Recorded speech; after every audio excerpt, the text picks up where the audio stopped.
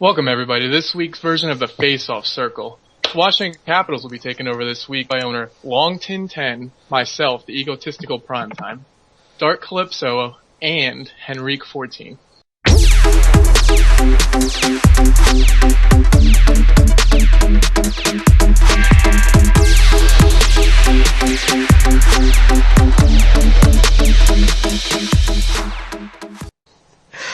Okay, that just totally took what I do in the beginning. Alright, so, welcome there, guys. This week we're going to be going over week 2, as well as, maybe some things about future weeks, maybe some, whatever we feel like talking about, honestly. This week, we're not going to be doing a team recap. Sorry for those of you who look forward to the 7.5 hours it takes for us to go over every single team. Not in the mood today. So, opening question is going to be, how did week 2 go for you guys as on an individual team basis? Longtin. Our team went pretty well. There's only a couple games where we lost, but other than that, it went well. A lot of drama though, but whatever. It's part of a team, I guess. Henrique? Altogether, we did pretty good. We started off really strong, then we lost a few. It seems my team likes to go 6-3-1 every week. Alright, and Primetime. Obviously, you're going to get a second opinion on top of Longtin's also being a Capital, but I feel we had a good week. But as a team so far this season, we've had our highs and we've had our lows, and every week, no matter how well we do have the pitfalls that come with it, and that's something we need to address. Alright. So, things I want to bring up in the early off of the show here is the fact that Chicago went 10-0 in the last 10 games. What do you guys think about that, Longtin? I think it's pretty unreal. I know the couple players like Bieber and Spellgood, they have the top club in the whole SHL. They do play threes, but I guess they can prove they can play sixes. Henrique? It's incredible. I mean, I didn't really know who they were, and we were their 10th game. We lost by 1 goal. And Primetime. I feel Chicago is a solid roster. I mean, they're run by Andrews X24, who I know through other leagues, and I know he works very hard.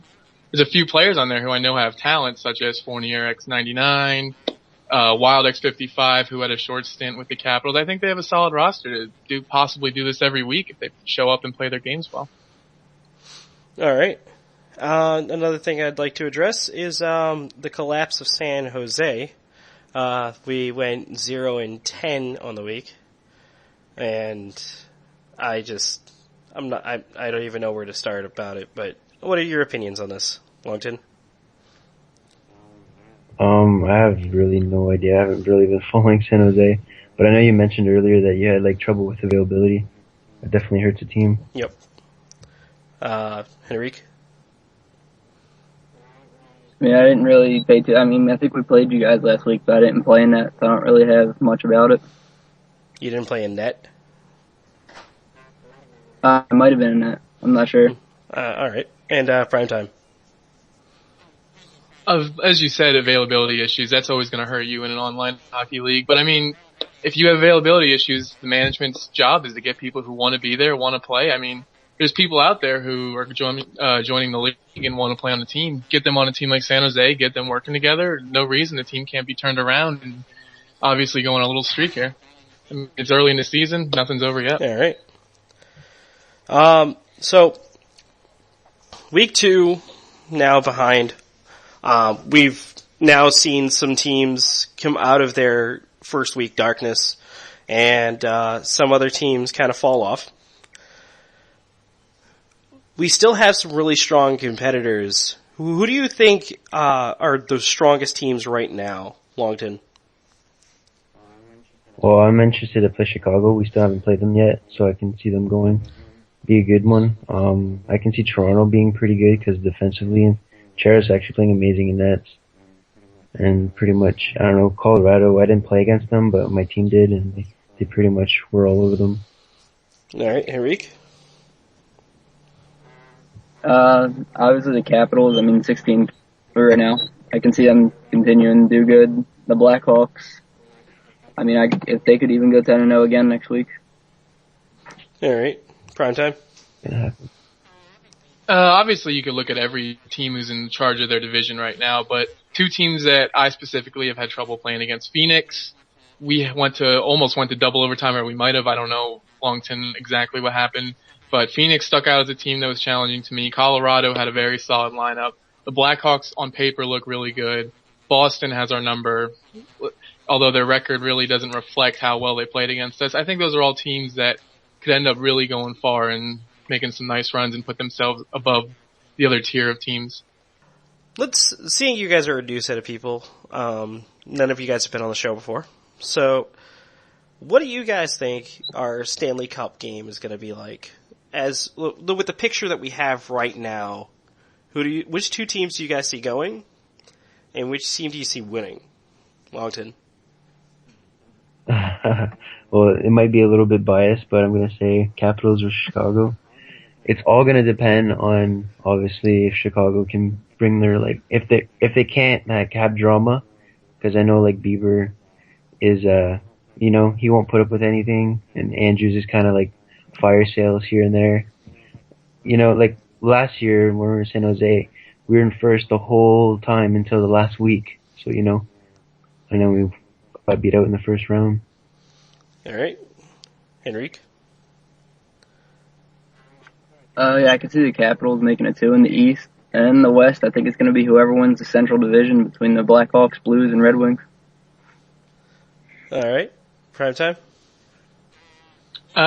With the Eastern Conference, I'm going to go with the sweep and say the Capitals. I feel we may have our downs. Our defense and our goalie at sometimes can be kind of mediocre, not play as well as our forwards can. Obviously, being a forward, I'm going to say that. But I feel they're the cream of the crop of the East. There's a lot of good teams out there who easily could get us in a 7-game series. Toronto, I feel, could also be up there. I think they may be the team that would play us in the conference finals if I had to make a prediction right now. Boston's going to be up there, I feel. Pittsburgh, Snoopy's team, who for some reason always plays us tough, they're going to be up there. When it comes to the West, I personally haven't played too many West teams so far. I like Phoenix's roster, I keep saying. I mean, she wants the Deke. He added me before I joined the league, and I completely ignored him, but I give him complete respect on the roster he put together. A lot of them aren't big names. Maybe they are in small games. I don't know. I know he has a really solid goalie in B. Cripps, and that's always a good thing to have in this game and in leagues. St. Louis, another team. I don't know all the names. I've seen a couple of them, but I know they're a solid team. I know I haven't seen this nightmare guy play for himself, but when it came to the rookie draft, they were really up on him. I think those teams could possibly battle it out in the Western Finals. I think they both have management who's been in this league and will make the midseason moves to get them there. I think Chicago might. Oh, I'm sorry, I muted my mic. I think Chicago might drop off a little bit. I think, as Longtin said, they might have internal problems that might get to them. If not, they're obviously one of the better teams out there that can make the run. I just think Chicago may have problems when it comes to players maybe not be interested in the league, or they just don't want to play with X player on their line. Like I said, internal problems might back up. I don't know if Andrews can solve those problems. I know I'm saying he's a good management when it comes to roster moves, but I don't know if he's good when it comes to personality issues between players. He might just chop them up, trade them, ask questions later. But I'd say those 5 or 6 teams are the ones that I feel could be in the Stanley Cup. Well, now you just kind of dodged the whole question, though, because I was asking you which two teams you think were going to get there. I'm not asking the potentials. Oh, okay. I'm asking who do you think our Stanley Cup game is going to be? I would love to see Capitals and the Blues. I feel that's what it'll be. As you guys know, or may know, the schedule was custom made this year with no automated scramblers that were used in Season 1. That being said, for obvious reasons, you don't really face the opposing conference very much. So while you guys said that you look forward to playing certain teams like Colorado and, Chicago being Washington, whatnot, you guys aren't really going to get a lot of opportunities to really test the waters when it comes to facing teams in the opposing conference. That being said, do you guys think that having only a couple games to play against opposing conference teams, is that going to really allow you to be prepared if you ever do face them in the finals? Longtin. I'm gonna say, well, if we play our game, if we play our game, we can do well. It doesn't really matter what they kind of throw at us. If we work on our system, we can pretty much stop anything. I'm gonna say that we do only face Phoenix one more time the whole season. But we're playing Chicago twice this week. I know we're playing Colorado this week. We played Vancouver twice already, but that's pretty much it when it comes to these teams. Henrique? I think if we just do what we're supposed to do, I think we can just, no matter what team it is, we should be good. But yeah, we got the Maple Leafs twice this week and the Flyers twice this week, and I think we're almost done playing them for the rest of the year after that. So it can definitely impact it, but if you do what you're supposed to do, we should be good. Yeah, right, in prime time. I'm going to agree with what the first two guys said. If you are talking an aspect, if you got to the finals, how prepared you would be against the Western Conference team by not playing them much, I would think you should probably focus more on the fact that you got to the finals, what you're doing is working. When it comes to being prepared, I think, yeah, you can get prepared. You play against them twice, but who's to say trades don't change up the roster? You might not play the same line that you played in week 2. So yeah, I think it is tough to not be prepared. I think it'll be tougher to be prepared for what they're throwing at you, but at the same time, I think people invest too much into who you're playing against instead of what I'm playing with. All right. We're going to move on to one of the requests that was put in Ask Calypso, which is top fives. And we'll just kind of, go around. I'll give each of you guys a chance to answer one of these. And we'll see where everybody's opinions lie. So, Longtin, I'll start with you. Who do you think are the top 5 centers in the league? Top 5 centers, eh? Yep. Well, again, I might be a little bit biased because obviously I'm gonna have to mention my own players, Primetimme and Dutch Master Dane K. And I'm gonna say my boy 15th XXX because he's really good, and really good in the dot. As far as centers, I don't really know the rest of them, but offhand, I can check though in this little stat section. Yeah, Drew QC, I guess. Drift King 99. Those are 2 names that come to mind. I know Drew hits a lot. I'm not entirely sure how good he is because I haven't seen him play. Drift King's my captain in another league, so I know what he can do. But he doesn't play center, so I don't know if he's good at center. It's pretty much all the centers I can think of off the top of my head. Well, that is really depressing, seeing how many centers are actually in the league. All right. Primetime, I'll let you take the top 5 right-wingers. Right winger specifically, I think there's no argument when it comes to Haxby. A lot of people know the type of player he is. He just puts up points. He does nothing but play offense. Doesn't back check to save his life, but God forbid I give the kid a puck. He's going to beat 3 defensemen, go far side, and score every time. Another guy I'm a fan of is, he plays on Vancouver. His name is Owned by Chumlee, or actually there's 2 players on here that I like, Owned by Chumlee and Killzone. I think they might round out the 4 and the 5 on my top right wingers, but they might not put up the stats, but I've seen them play around in obviously other things, club, other leagues. I think they're both really solid players and I think Ben X14 did a good job getting both of them. I think Killzone, a lot of people like to say stuff, have their own opinion on Killzone. I think he's a solid player. You put him around players who he can work with and he can put up points in a hurry. Same with Chumlee, who alternates between right wing and goalie, but I've seen him take games by himself and score all kinds of points, regardless of the people you put him with. So I'd say those are my 4 and 5. Haxby probably at 1. Looking down the Google Docs a little bit, I don't know the original 6 offhand. I don't know if I could put him on there. I've heard from my teammates that played with him last year that he's a solid player. Sorry, I'm just looking more. Who on your team played with him last year? I could be wrong. Didn't Haxby and Chislett play with them Longtin? Or Chislett did, but not Haxby.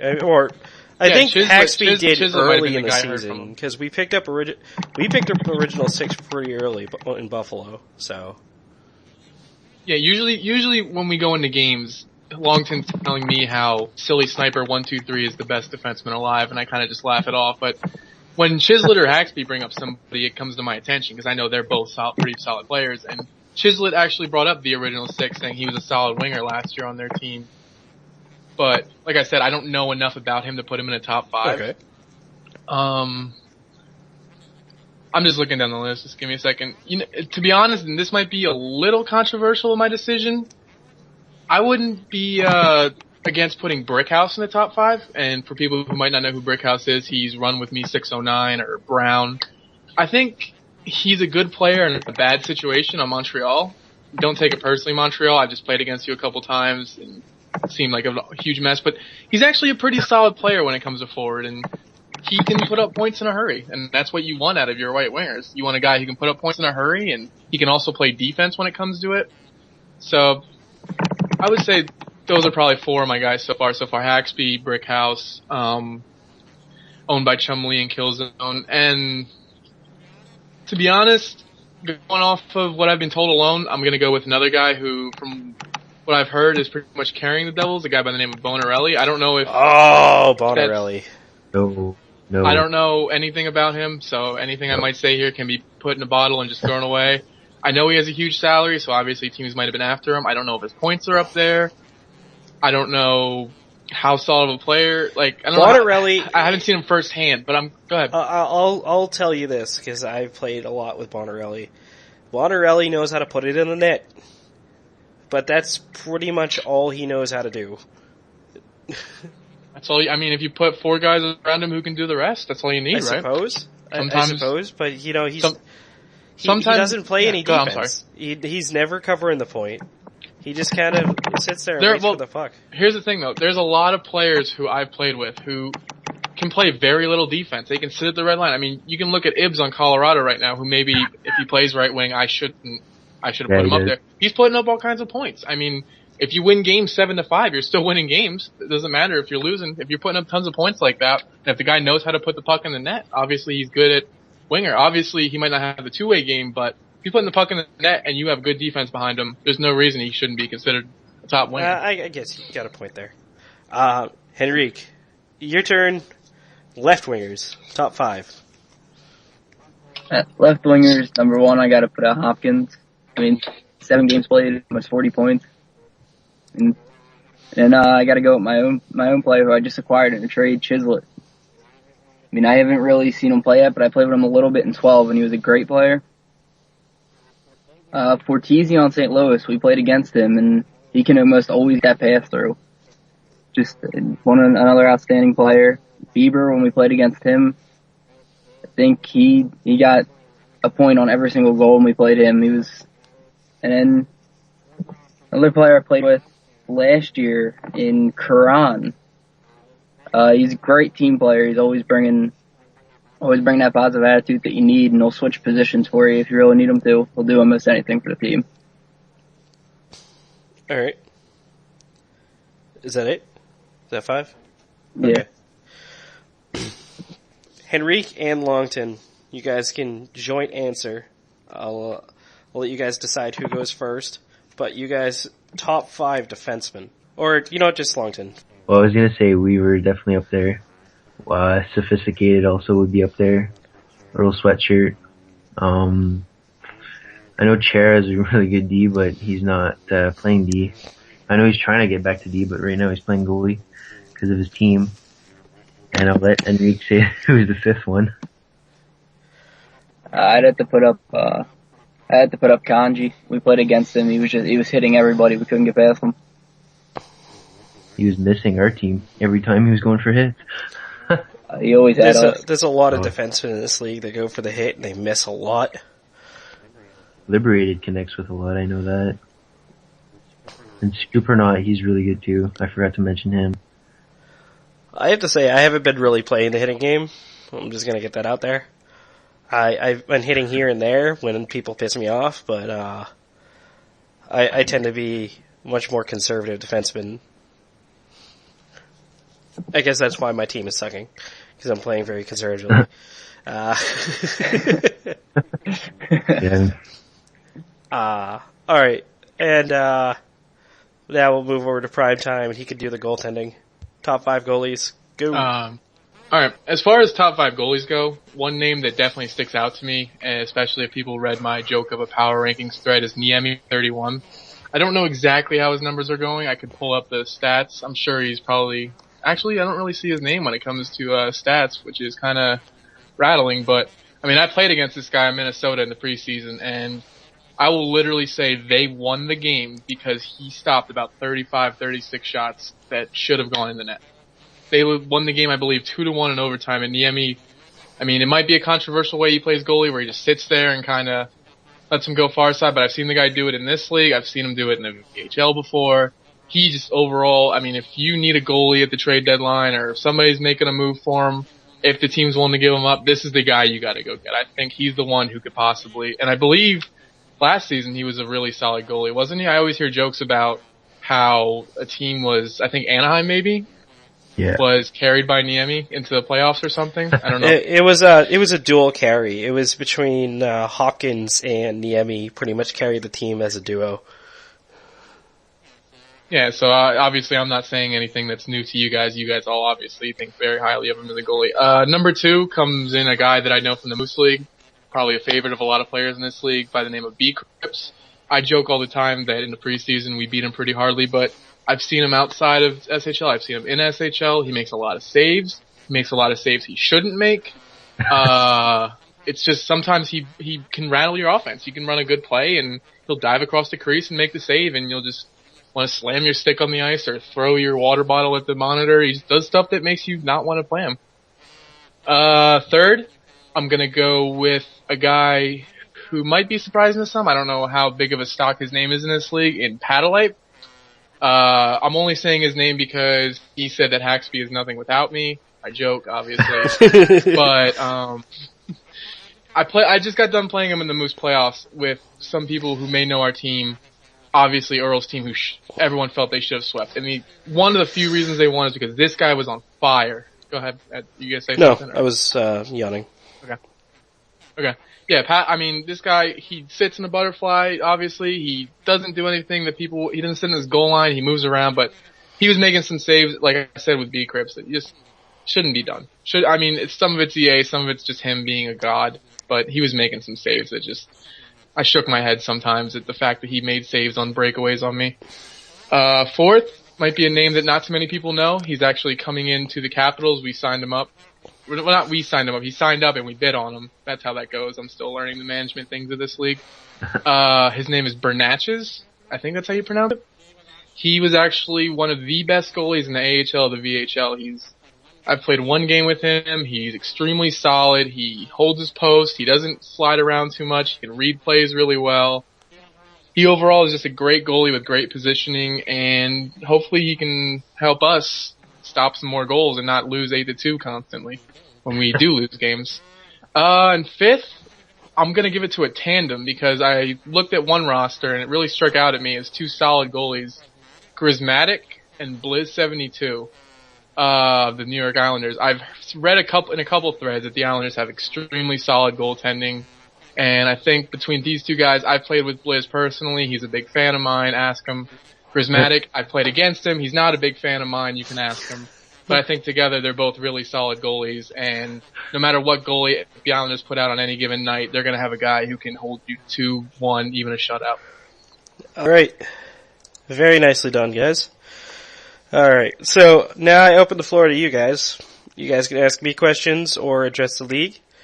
Your choice, or however you guys want to do it. So, Longtin, I'll let you get the first whack. Oh. So what do you think about division games? Are they important? Do you think, like are they actually really important to clinch? Because there's only 4 teams that'll make the playoffs, right? No, there's 8 teams that make the playoffs from each conference. There's only 4 teams that aren't moving on. Yeah, that's what I meant. 4 teams don't move on. So do you think division games are very important? Yes. Division games are super important, especially due to the fact that you have 8 games against each one of your divisional opponents. So that's a total of 32 games just in your division alone. And out of 82 games, 32 of them all in a concentrated area. Every division game should be a must-win.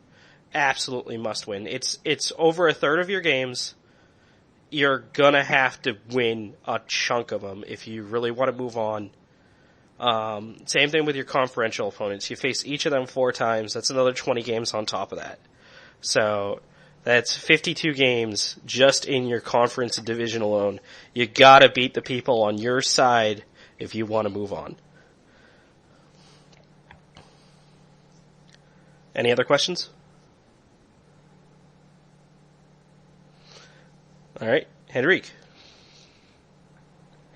All right, while we're on division, what divisions out there do you see being the toughest coming down to the wire to win them? Top divisions. I gotta remember the divisions I designed. I see the Central Division as a really strong division. Overall, they're gonna be battling it out. Their records aren't really gonna matter as much as everybody else's are going to. Because they have so much competition in such a small area. It's like having a pack of wolves trapped in a box, and it's just, thank God for the fact that there's 8 teams moving on from the conference, or else it'd just be their division moving on, and then nobody else from everywhere else. In the East, I'm gonna say the East Division is a strong division with Boston and Washington. But yeah, that's about it. Central Division doesn't have a lot of strength. New Jersey's decent, Pittsburgh is decent.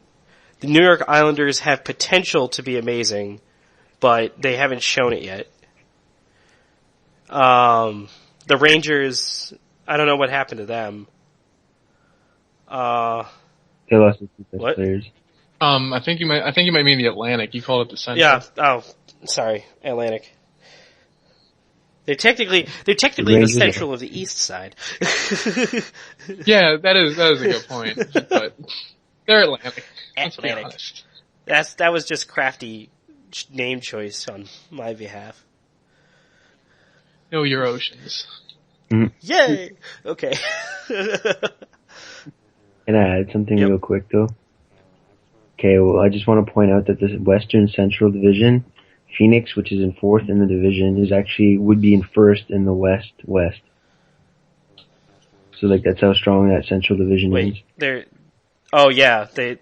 Phoenix has 25 points, right? Colorado. He's saying the 4th of that division would lead the other one. Yeah, I know. That's how strong that one is. I know if I don't pull myself up, I'm not moving on.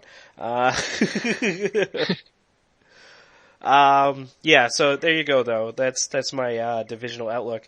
And Colorado is the only shining gem out of the West. I'm just going to say that.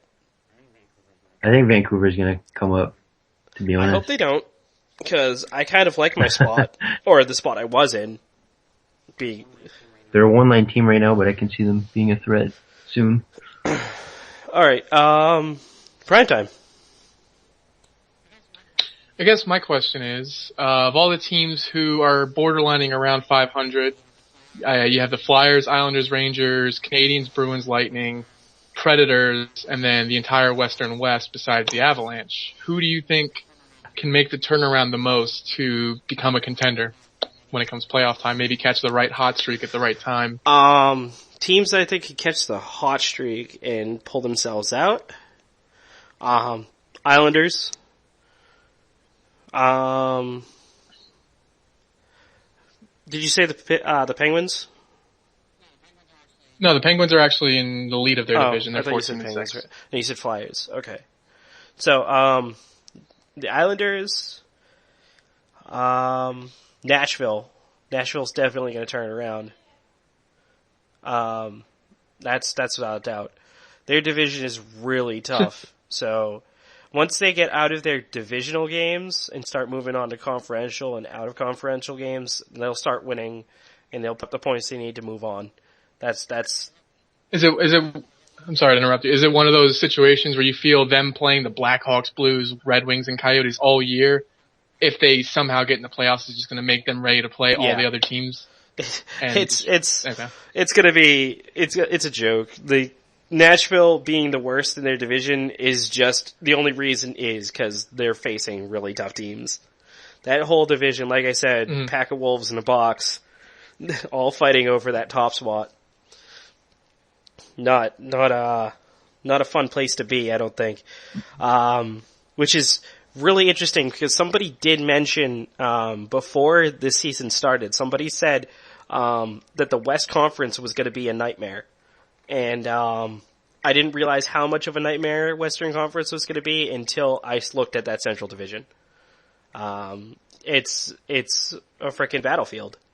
It's going to be. It's going to be a war that they're all fighting.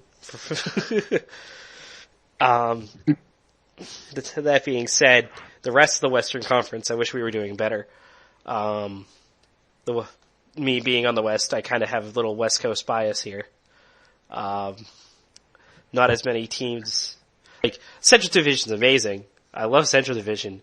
The Western Division, we just look like a bunch of losers. Except for Colorado. Colorado looks amazing. The rest of us look like we suck. Yay, San Jose! Yay, Minnesota! Yay, Vancouver! Let's all suck together! Yay. Oh, man. Okay, is there anything else to the question, or? I have a question. No, that's really about it. I mean, with the Flyers and the Predators, hopefully they can make the run that you're talking about. Alright, Longtin, question? Yeah, I don't know if you have the trade doc up, but what do you think about the past week's trades? Bring up the documents. I went over this. Oh yeah, whoops. Would you like Prime time. Yeah, you want to bring it up and read them off? Alright. What would I read it off of? Week 2 trades for season 2? Okay. Oh, there's a lot of trades. Do you want me to go off them, or do you want me to pick the notable ones, and I'll just chime on them? I think the biggest one, maybe, and again, I know we've said this about up team time so far in the show, being biased to the Capitals, but, we want everyone to know that we're really good. The Detroit Red Wings actually traded to us Captain Iginla, better known as Saney, better known as the little quiet guy in parties, and a second-round pick for Chislett 19, who had requested a trade off our team. I actually heard about that before it even happened. Mainly due to the fact that, while Chislett's not on my team, we seem to get all along fairly well outside of the SHL. Mainly due to the fact that we were on Buffalo together, and he was a big part of my big playoff push. That being said, I honestly think that Washington got the worst end of that deal. I know Captain Iginla's a good player, and second round pick is nice, but I still think the scale was a bit more tipped in Detroit's favor. Next trade. Anybody else? Anybody else like to comment on that quickly, or? Henrique, you were involved in the trade. You want to let us know what you were thinking? Just great to get Chislett, because I played with him in NHL 12, and I know he's a great player. Longtin, you also made the trade? Yep. I just know Captain Iginla from another league, and I know he's really good. And I know he's played with you and Happy, so I think it's going to be a good fit. Fair enough. Alright, yep, next should we trade. move on to another one? I'm actually going to give you guys 2 for 1 here. The Philadelphia Flyers, if I'm reading this correctly, picked up 2 big names, as you could call it. They traded a first-round pick for King Hockey Puck, and they also traded 3 quick 2 and crazy horsey EVWWW for Niemi and Huntsman. Whoa. Niemi is now on Philadelphia? Niemi Yeah, Philadelphia picked up via these trades King Hockey Puck, Niemi, and a lefty named I know 13 I know everybody in this trade. and gave God up. damn. Go ahead. Well, it was more two separate trades, but I guess you can combine it into one because they're both the same teams. Wow. Huntsman, Niemi, and King. I don't think Quick's worth Niemi, to be honest. I don't know That's anything my opinion. about Quick, but the way Niemi plays, that's going to be a huge boost for Philadelphia. Clicking. Okay, Yeah, that clicking's there we go, happening again. Yeah, the way Niemi plays is going to be a huge boost to Philadelphia. King will be a definite offensive asset for what seems to be an offense lacking team. Do I think that with King they're going to turn it around? Probably not in the offensive department. With Huntsman, though, their defense should be much more solid, and with Niemi to secure the net, I think scoring on Philadelphia is going to become a much harder task than it has been. But with their offensive numbers, they really need to pick up the offensive game if they're really if this trade's gonna ever work out for them. So, I don't know. That's my opinion on the trade. I think, all in all, Philadelphia made some decent moves. They have potential to move forward. Maybe might turn their team around. Only time will tell, so we'll see. All right. Longtin or Henrique, do you guys care to comment? I think Philly's going to be pretty tough because they picked up 15th, I think, from bidding. I'm not sure. I must have missed it because I'm pretty sure I would have bid on them unless they just hired them straight AGM. And they have Voodoo also. I'm pretty sure 15th Voodoo can get together. They'll put up huge points in the offense. Yeah, 15th is listed as their AGM, as you said. Yeah. I don't know if he was picked, like you said, picked up and made AGM, or if he was to begin with. But that obviously is a big piece too. Oh yeah. And Henrique? I think Philly definitely improved a lot off this. I mean, grabbing King and then also getting a great goalie out of it. I think they can definitely go somewhere now. What do you think the Minnesota mentality is on this, though? Getting rid of Niemi for a... I don't...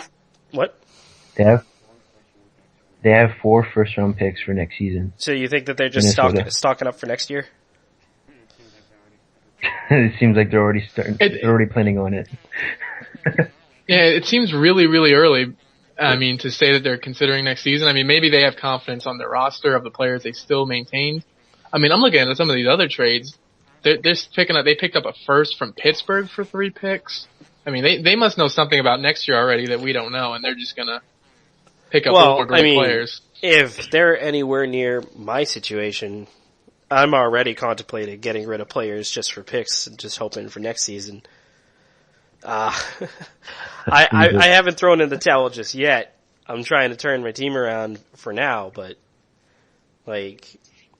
not looking good after an 0-10 on the week. Not gonna lie. All right. Any other trades worth noting?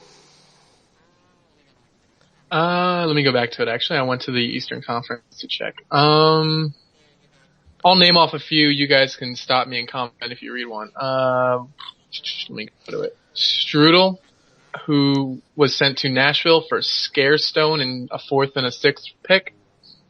Nope. No idea. Montreal gave Volchenkov X28 to Boston for a 2nd rounder. It's pretty good. Volchenkov played for my team last year. He's pretty solid. Volchenkov, yeah. His full gamer tag was JD Knockwood. A decent trade. I think it'll work out. Hopefully Montreal can do something with it. Okay.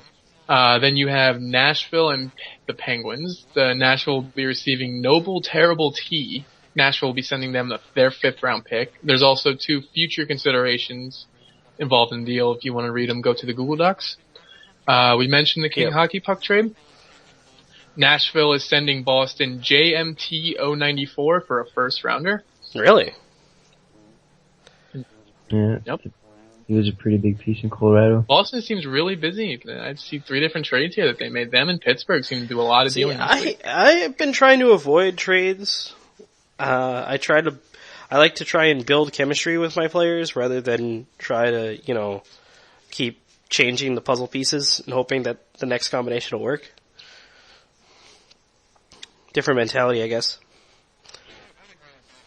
Yeah, I'd agree with that. I actually spent this last season as management in the VHL, and I ran into the same problem where I kept trying to trade this name for that name, hoping these 2 names would mix. But the problem is, I never gave them time to mix. I would just send them off right away again when things went wrong. So I'd agree with that, especially in a game like this where, a big deal is passing and shots to the net. It feels like chemistry is more rewarded than it is just getting 3 big names and putting them on the line. So that's a good mentality to have, to maybe hold on to your players until they literally give you an option that you have to trade them.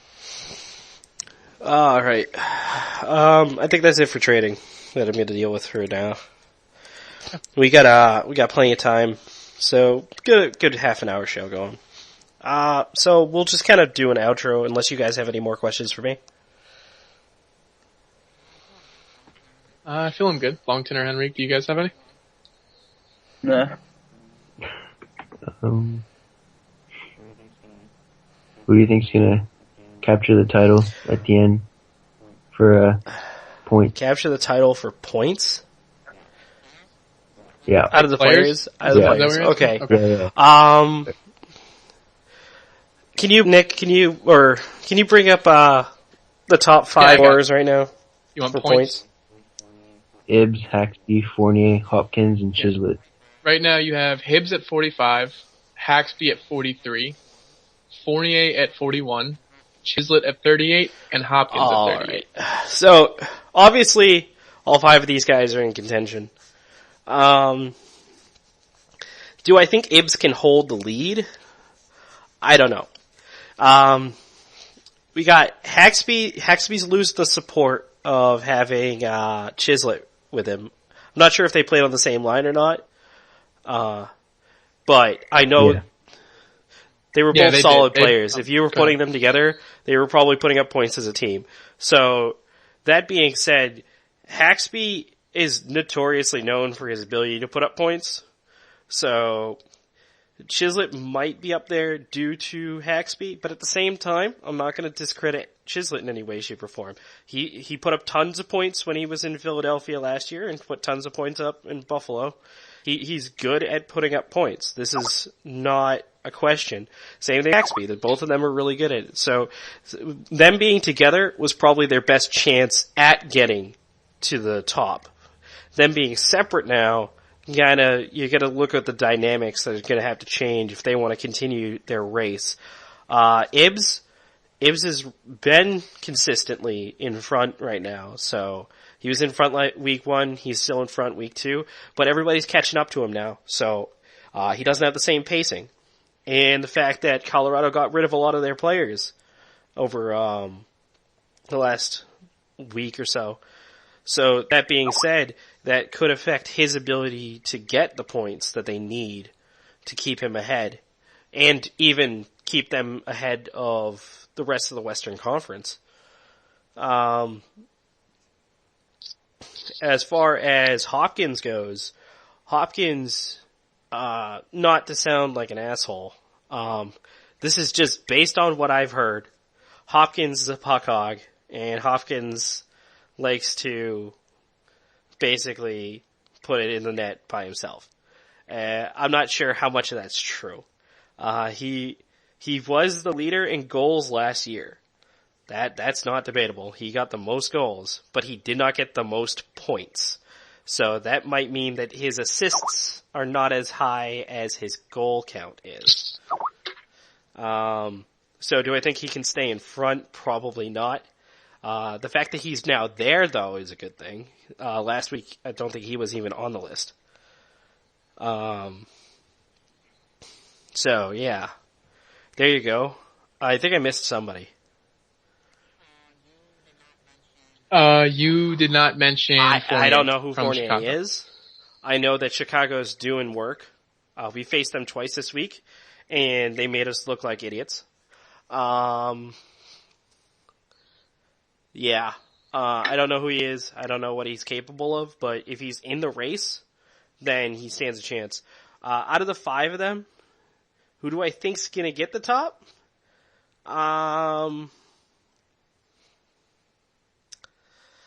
That is an interesting question. As they are right now, I think Chislett stands an honest chance now that he's in Detroit and he's going to be their top scorer, probably. I think that he's going to get a lot of opportunities to get ahead, and he isn't going to be working with somebody else who's also equally good. So I don't know. Oh man, I sound so spacey right now. I don't know. Let's put it out there. I don't know. I'll just say, if I had to pick somebody right now, I'm gonna go with Haxby because he did it last year. He stands a good chance to do it again. He's got some decent competition this year as opposed to last year. So, that being said, Haxby still stands a chance, or he's kind of like the defending champion in a way. So, he's got a lot to live up to when it comes to putting up points. And I think that kind of motivation will put him ahead. I don't know. We'll see. There you go. There's my answer. As spacious as it sounds. Well, allow me to add in that when it comes to Haxby and Chislett, I know you went off a little bit on those two names specifically. After this trade, Chislett no longer has the privilege of playing with the best center on the website, hands down. Yours truly does. So that may play a factor into who ends up being the leading scorer. Okay. Obviously, I'm joking. Chislett, you're a nice guy. Good people. I'm sure you go to soup kitchens and serve. Yeah, so here's good luck in your points race. What happened with the preseason, by the way, Prime Time? You did amazing in preseason as far as everything goes, and then like week 1 happened and you just weren't there. What happened with that? No, I was actually, you know what, you mentioned it, somebody who was on the points wasn't there. Actually, I was there and I was top 5 points last week. The thing with me is I don't get many shots. You can ask Mario. When I play center, I play a dish first style. The way you described Hopkins is actually honestly a way that I play my game. At center specifically. At right wing, I'm a completely different beast. At center, I like to draw 3 people and dish it to a player. And that's why Chislett and Haxby both are up there in goals and points, because I'm okay with getting 0 shots a game as long as they're getting 6 or 8 and getting 3 to 4 goals apiece. So basically, I'm not playing for points. I've been playing higher to help our defense out a little bit because the defense has been a work in progress so far for us. I've kind of been playing more of a two-way game than I did in the preseason. But I mean, if you're asking me to go up on the points leaderboard, I'll just turn the switch on this week and be a complete asshole. If that's your I'm not asking you to do anything. I'm just saying. I mean, we could have a 5-minute segment on me talking about how good I am at this game if that's what everybody. I'm sure you're amazing, but you'd never beat me in a fight. Sure. I'll just beat your face in and send you to the box, bloody. That is if you accept the challenge. Really I might run now that you're putting this out there. I don't know. I might just let you take the 2-minute unsportsmanlike and just be on with it. I haven't lost a fight yet. I'll tell you that. Yeah, that's not happening. Then go fight somebody else. It's way long to fight you. He likes getting beat up. I never lose fights. Are you kidding? Okay, so we'll outro now. So closing statements. Longtin. Good luck, Chicago. You're playing twice against us. It's pretty much going to be I think it's going to be the final Stanley Cup game preview. All right. That's being said though, that the teams don't get traded and stuff. If they keep the so basically, if things don't break down like they have been on all kinds of other teams. Yeah. Henrique. Yeah, good luck to the rest of SHL this week. Hoping that my team decides to not take those 3 losses this week. Maybe we can go 10-0. In prime time. I'm going to be a little less professional with my outro. I just have a couple shout-outs. Shout-outs to Ibs for being the best defensive player in the league right now. Shout-out to Fanged Coma 34 for being my favorite 57-year-old teammate that I've ever played with in this game. And shout-out to Chislett. I hope everything works out in Detroit, man. I have nothing personal against you. I hope you light up the league and then light up us when we play against you. And I'm out like Haxby in the defensive zone. See you guys later. All right. So those are my guests. Tune in next week if I am capable of fielding a show. This week was a bit shaky. If you guys want to be a guest on the show, send me a message on the website. I choose about midweek who's going to be a guest on the show. This upcoming week, I already have 2 guests planned, so I only got 1 slot left. So whoever wants to be that lucky last slot, get me a message in. I'll send you the information you need to know. I'm still looking to put up a SHL highlight reel at some point. So get your capture cards in, everybody, or use the EA system. I think there's a built-in EA system where you can kind of take recordings from the games and upload them onto the website or whatever, and then just save that and send it to me. My email for the show is supremehockeyleaguexbl@gmail.com. Send me your footage. I want to make kind of an SHL compilation of everybody's best shit. So send it in. I'll put it together. I'll throw it up on the website, and we can kind of promote the league that way and show all the crazy shit that you all do. So send me in those awesome goals. Send me in those amazing saves. Send me in those huge hits. And if you could somehow do it, send me in some fights too. Because if it's a good one, I don't want any of those boring, 5 minutes of blocking fights. Fuck that. And no turtlers either.